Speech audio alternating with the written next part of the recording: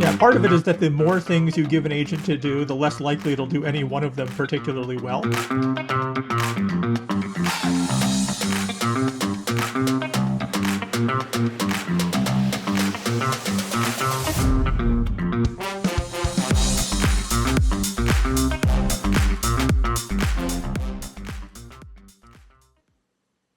Great. So let's start with the elephant in the room. There's a lot of talk about AI and agents and many multi definitions in between. What is this all about? Like let's start names and labels and definitions to begin with. What are we talking about here?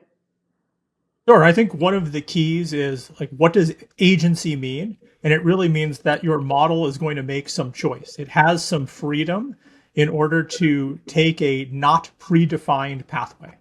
And if we start there and say, okay, that's what agency is, it helps us understand, okay, an agent has to have that level of freedom where it's going to make a decision and not just follow one path or two paths based on some heuristic.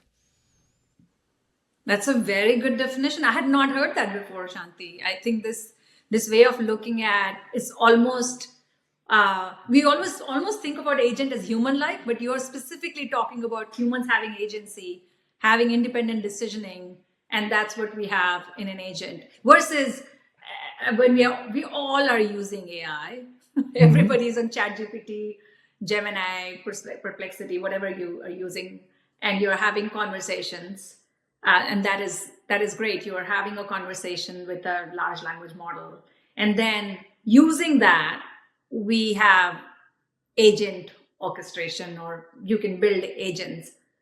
Some using that, some using something else. But basically, there's a difference between AI, just AI that we're interacting with, which is also not the whole definition of AI. It's just Gen AI. So generative AI, which is the large language models, and then the agents, which some of it is utilizing this ability to think through. Yeah, I'd bring up delegation, and within delegation, tasks, outcomes, and judgment, and where do you throttle, or what are you doing with each of those as it pertains to whatever your objective is. Yeah.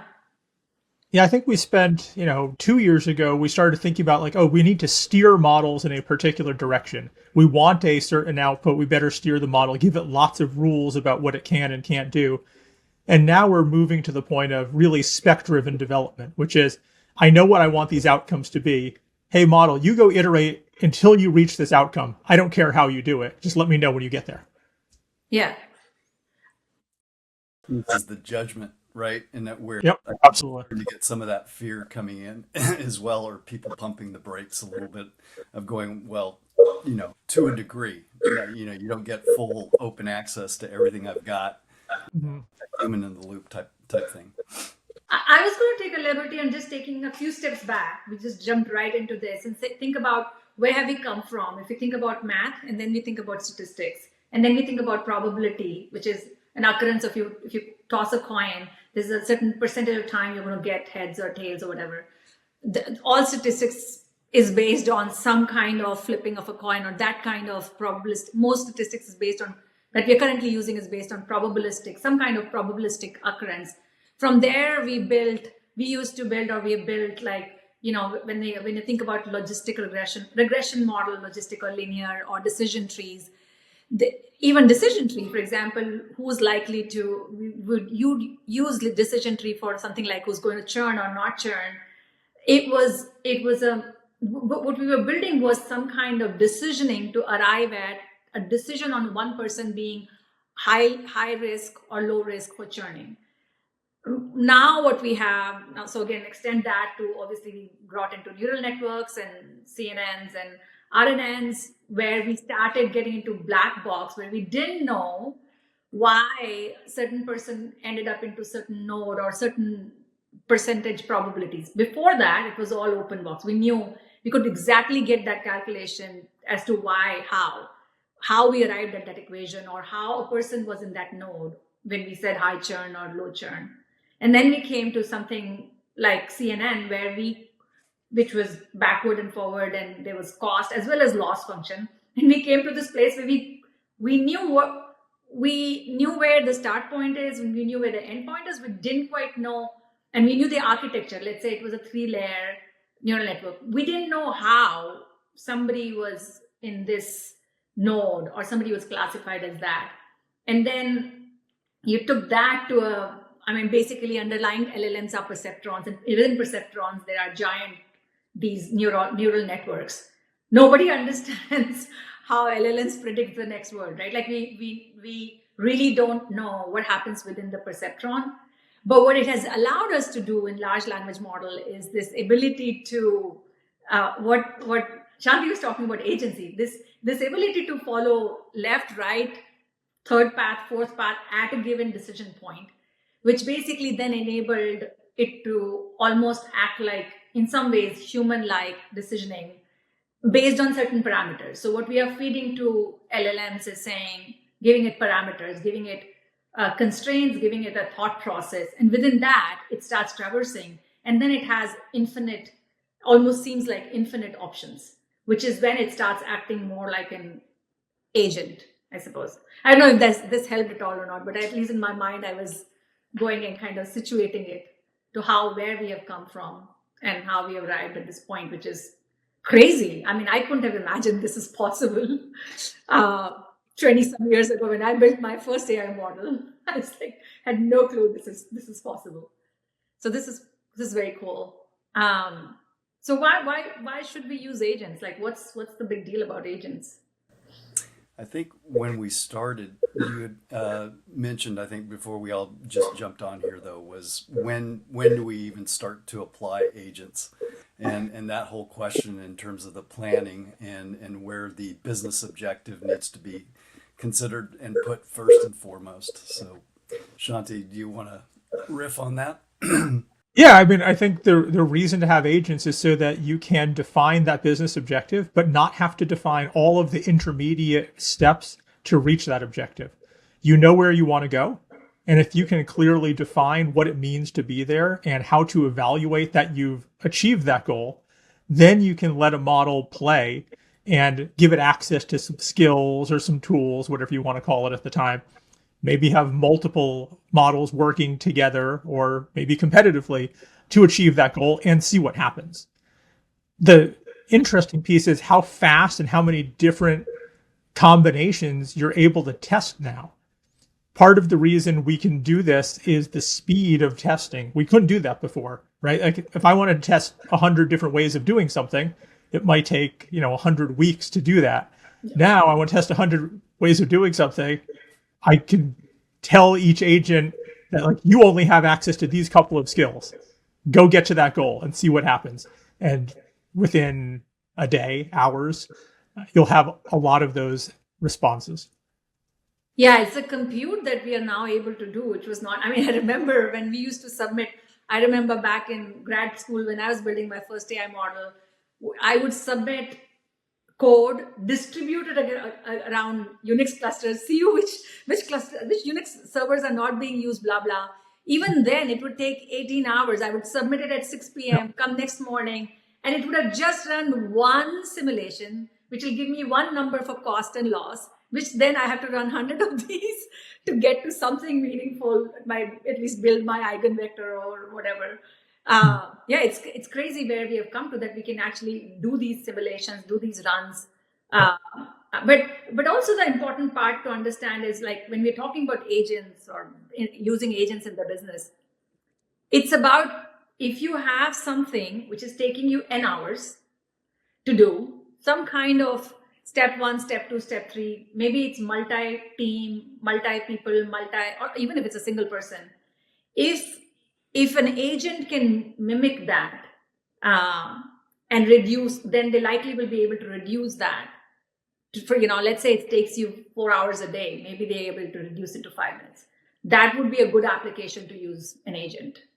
And there's an interesting piece in there, which is, say there's this 10-step process that humans go through to achieve a goal. Mm-hmm. A question becomes, do you actually need to do all of those 10 steps in order? Or do you just need to get to that goal and there's some other way to do it? So one thing you might do is let an agent loose and see if it gets to that goal state some other way.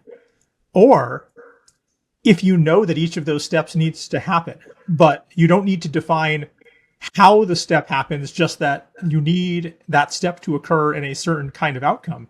Yep. You could have an agent execute a single step. And I think that's how we get our agentic workflows. So you can have your regular workflow where you put your steps together and you define what happens at each step, which is different than just having an agent. Or you put together an agentic workflow, which is you still have all of your steps, but within each of those steps, you let agents do something, but you know that one has to come before two, has to come before three, and you make sure that each of the steps occurs. Yeah, so it's now going into agentic orchestration or agentic workflow, and the predecessor dependence, pre-dependence, post-dependence, and what it needs to arrive at. Why a single agent should be able to do? Why do we need multiple agents or agentic orchestration? Yeah, part of it is that the more things you give an agent to do, the less likely it'll do any one of them particularly well. But if you can give agents singular goals, they can be pretty darn good at achieving them. That's right. That's right. What about limits in terms of how many of those you can start to pile on before there's a tax and a cost to all that as well? Yeah, that's a great question. Yeah, I haven't seen like a super practical limit to that. I would guess it's dependent on what kind of system you're running into. And you'll probably run into a place where whatever orchestration layer you have, whether it's one agent that's doing the orchestration, it might actually have trouble at, call it, 100 other things it has to look at. So figuring that out, like what's the context that your orchestration agent can handle before it just breaks down and goes, I don't know. One thing we do know is that if you give models enough context, it kind of loses the middle piece. Sometimes it gets the beginning, it gets the end, kind of loses the middle. Sometimes it gets just the middle, forgets the beginning. There doesn't seem to be a specific rhyme or reason to knowing which part of the context it's going to leave out at any given point in time. Yeah. That's also an entry point for visibility and failure in terms of having access to be able to see that, as opposed to things running invisible in the end and then finding out too late. Oh, yeah. That's a great. Yeah, adding that type of like model telemetry to different parts of your process to know what's happening now so you could actually go debug it. Because if you have a multi-step process and you're using agents within each step, it becomes a lot easier to say, okay, step 7, I didn't get the output I wanted. But if you just have an agent and say, go do whatever you want, it's really hard to figure out what were the things it was doing, how did it decide to do those things, and was it the decision to do that, or was it the execution of doing it that failed? My mind is going many different directions, but I wanted to kind of ground it back. Actually, in a real example, so if I look at Ask Enola, Enola is an agentic orchestration with, let's say, maybe 200 agents right now. So it's a giant orchestration. And the way to think about, when we think about agent, it's the smallest unit that takes an input and has a very clear directive of where it needs to end up at, and has very strong guardrails. Now, the next agent after that has different guardrails altogether, has a different input. So think about, when we think about agent, it's the smallest step which has an input, which has to get to an output or an end goal, and operates at a subset of a constant context, and has very strong lanes, guardrails, we call it. So you, but then the more agents, so for example, I'll give you a real life example. At Enola, Enola is an AI analyst. You ask questions, she gives you answer back, right? Like now, so now we are thinking about this. We ask her a question, give weekly revenue for last 1 year. She gives an answer in, let's say, 30 seconds. Now it's a function of, can I reduce that 30 seconds to 25 seconds, 22 seconds by figuring out an orchestration where it says, skip this agent number 5 and 6 when this happens, or some level of building shortcuts so that we can reduce 35 seconds to 25 seconds and so on. So that each agent will cost you time, especially in something that, like, for example, what we are building. Seconds will not matter in many of the workflows because you're happy that that 200 hours is getting in 2 minutes. In our case, so we also have 2 workflows. One is a deep analysis. In deep analysis, if an agent takes 3 minutes to come back with a deep detailed report, which an analyst would take 200 hours, no problem. We're not optimizing that. But in a quick question, it's like 35 seconds versus 25 seconds. That seems like it's worth optimizing. So that's when you start thinking about the trade-off of how many agents, independent agents, what's the orchestration. And also don't think there's a right and a wrong answer. There's a lot of experimentation here. Yeah. Do it, run it, see in this case scenario, what does it look like? In other cases, what does it look like? So Yeah, that's a good example. Um, yeah, and what all is it looking at, and what are the trade-offs in order to be able to get there? yeah, yeah. It's quite amazing though that you can build a system which can reduce 200 hours to 2 minutes now. Yeah. Every day I'm still in awe when we use the tool Yeah. and many of the tools which is out there. Like, wow, it can do something like this. It's quite amazing what LLM has opened up to it. Yeah, when you look at some of the agents that are the most well developed, which are the coding agents, and just how good they've gotten, and the improvement between versions is Yes. also quite high. Like the difference between like Opus 4.1 and 4.5, it's pretty remarkable. Like 4.5 is just so good. It's really hard to go, yeah, I'm going to use a different model for this coding problem. You go, why? Why would you do that? Because between the harness that they put around it in terms of how it goes and figures out what context it's going to use and how it spawns agents, they've really done a great job of getting you from I can specify what I'm looking for to getting that output and not having to worry about the pieces in between. Yeah. I have a question for you, Shanti. I know you Yeah. love tools. You're like a one person who every time I talk, you tell me about a couple of new tools you've tried. So you love tools. And this answer changes every time we meet, probably. but, but with that, like, I mean, some people who are listening to this, they're thinking about, wow, this is so much is possible. Maybe they're not hands on like some of us are. They're like, where do I get started? Where do I go from here? Like, what do you think it would be a good place for people to start? I have some point of perspective as well. I'm sure Andrew has to, but let's hear. Yeah, what I tell a lot of enterprises when we're talking to them is it actually doesn't matter which model you choose. Just pick a provider and get really good at using that model. For the most part, you'll get 90% of the same results across providers. They have very similar capabilities. Pick one and get good at using it and use it for as many different things as you can to understand what is this good at? Where can I get value out of it? Where is it not saving us any time? Is it not providing that value? And if you do that, it almost doesn't matter which one you choose. You're going to be ahead of where you are today. When you're thinking about provider, you might be referring to LLMs directly.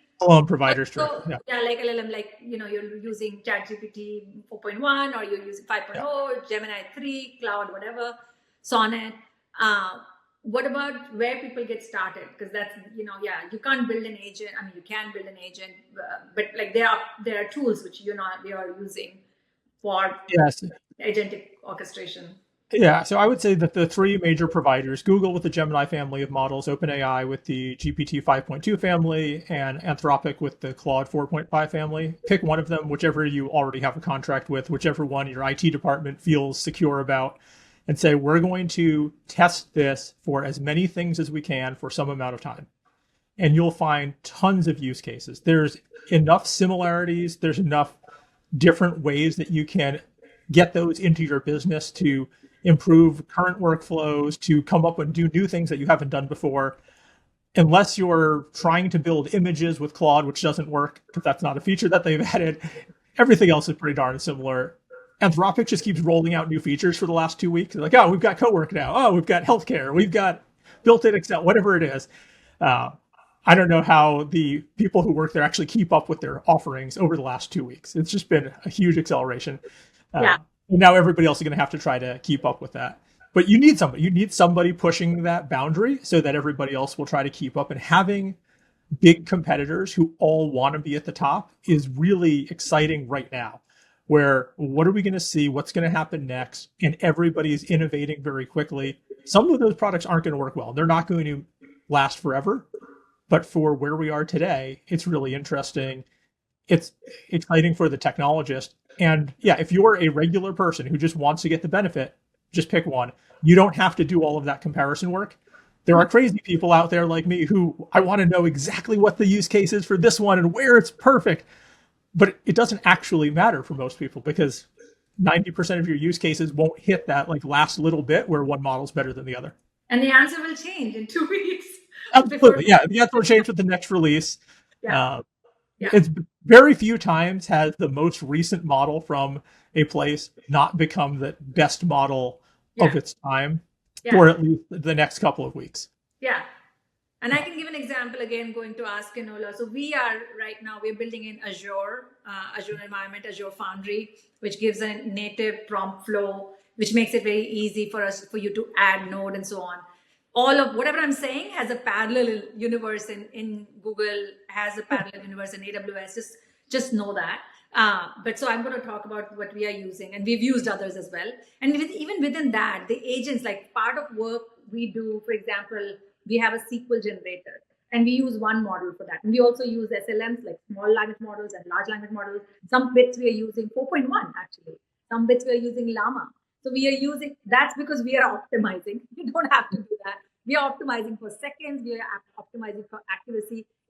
What we are building is very, very sophisticated. So you don't oversolve it at the point where you are. Where you start is you just start from, actually, if you're thinking about where should I start from, one good and easy exercise is go to your, wherever you have your account, ChatGPT, Gemini, basically frame what you're trying to do. I am trying to build an app which would do XYZ for me and give me this output.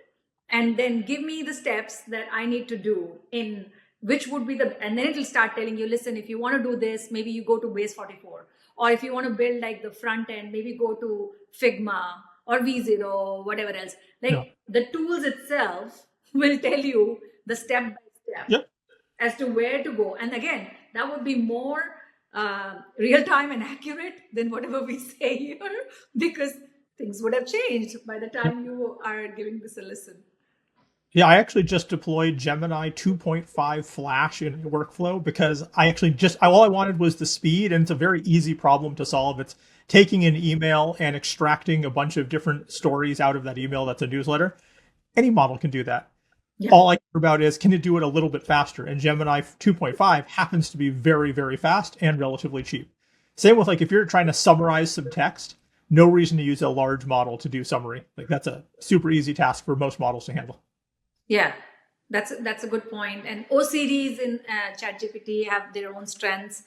Again, all models have their own strengths depending on where you end up at. I am going to go back to this question of, if somebody is, let's say somebody who's listening in, they are like CIO, CTO, or some executive at a mid-cap level, right? They're trying to figure out, listen, we need to use AI. We're not using AI enough or agents enough. Like, we need to get started. What do you guys, and I obviously have a very strong perspective, but I would love to hear from you guys how do you answer that question? I think we talked a little bit about it at the top. It's what is your core objective that you're chasing and that you're trying to get to? And then from there, where are you spending a lot of your time? For me, identifying those pockets where I'm doing a lot of manual stuff or things that I'm not particularly enthralled about doing, that's a good place to maybe start looking and asking in terms of how it builds into the overall objective. Yeah, I think you're spot on there, which is, what's the business goal? Like, can you come up with a business goal that's nice and measurable, where if you improve this process, you'll be able to see it right away and point to that as a win. Because sometimes when you're trying to do like, oh, we're going to make our developers more productive. Great. How do you actually measure that? Like lines of code, or if we can follow the Musk route and be like, okay, number of commits. I don't think that's the right way to do that. Yeah. But if you can come up with something where it really is a time savings, an effort savings, a money savings, or a revenue generator, and you can put that number against your effort, it's much easier to then justify, here's why we're spending money on this, because these are not free efforts. They can be quite expensive. Yeah. Especially if you start paying per token, those per token costs add up very quickly. Yeah, they look cheap, 0.0001, but the number of tokens you're using, I would go a little bit at an angle, and I'll say, even before you start thinking about a task at a task level, think about for your business, what are the most important metrics for you, growth, profit, whatever it is, and think about what are the driver metrics from there, and think about where you think if you were to able to move, for example, churn. I talked about churn, so I'm going to take that example. You have currently 26% churn.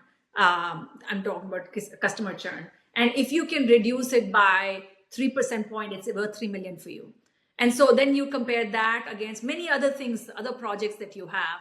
And then, so first, even before you think about AI or not AI, I actually don't really care about the tools that we are using. Think about the outcomes. So what are the most important projects that you wish to get accomplished this year, this quarter, whatever, and in the order, and then size it.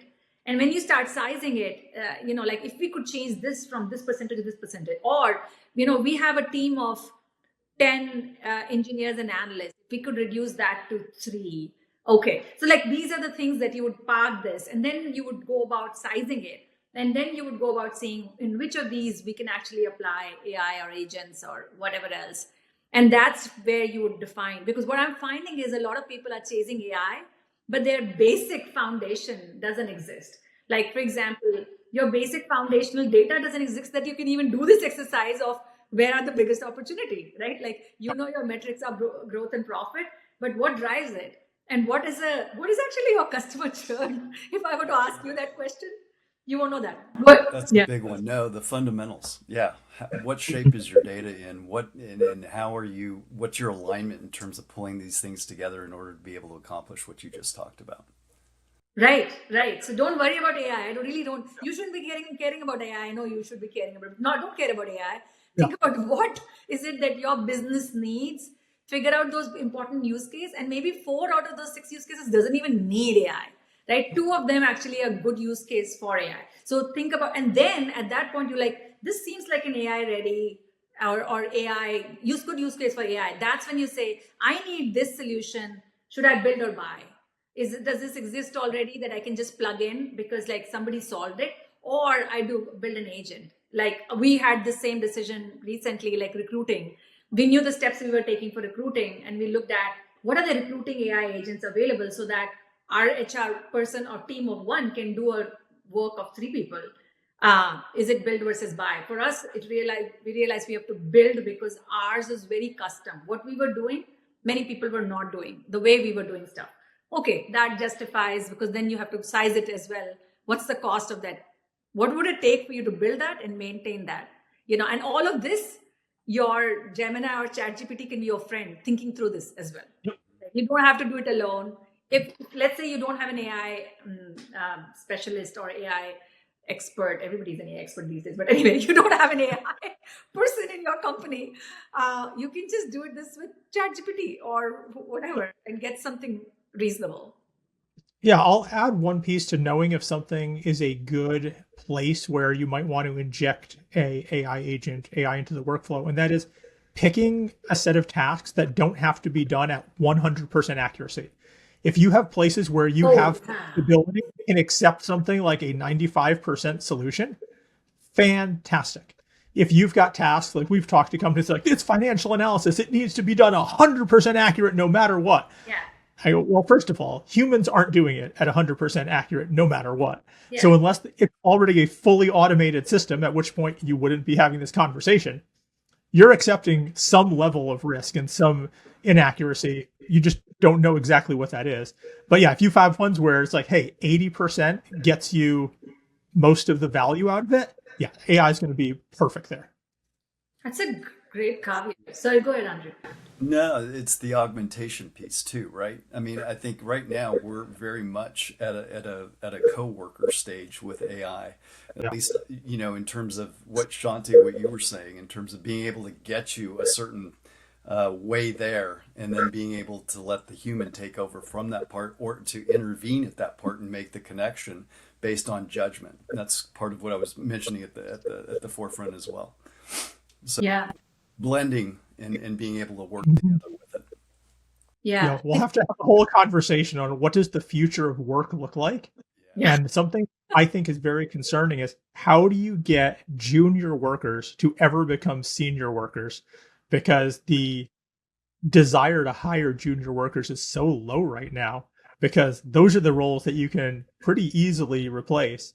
But if you don't hire juniors, you never get seniors, and you need seniors. So what do you do? Yeah, yeah. Oh, that's another topic. That's a juicy Yeah, topic. that's a whole other topic. Yeah.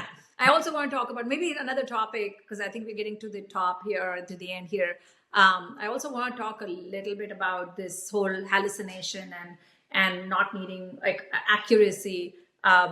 In general, what I want to leave with is because these are large language model and they are probabilistic in nature, there is going to be false negative and false positive. This is just by design. If it doesn't have it, it's a problem. It will not have the results it'll give for you. So the way to solve that is heavily guardrailing by like specifics, like you can't have this or you cannot do this. You can start getting closer and kind of closing into the results which you get back. So we've built, I'll tell you by, again, going back to asking on, we've built something which doesn't hallucinate. And this is not a minor task to do. It took us the whole of last summer with my 15 people team to get to know hallucination because we started with that goal. We thought we will fail. But in the middle of summer, if you talk to me, we were very depressed because whatever we were doing, we were still getting it.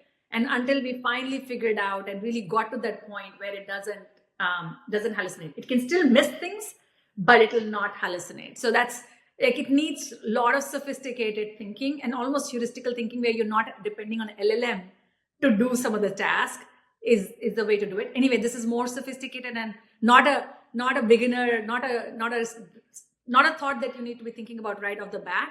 But in general, I think what Shanti said just holds true. Think about human in the loop and think about it's going to give me roughly good 60, 70, maybe 80%, right? And the rest 20%, I'm going to take it or the human will take it all the way to the end or so on. I think that's a good scenario. So I think we are going to wrap at this point. There's so much to munch. Next time, we're going to find some other juicy topic. Thank you all. Yeah, absolutely. All right. Have a good one. See you guys. Thanks. Bye.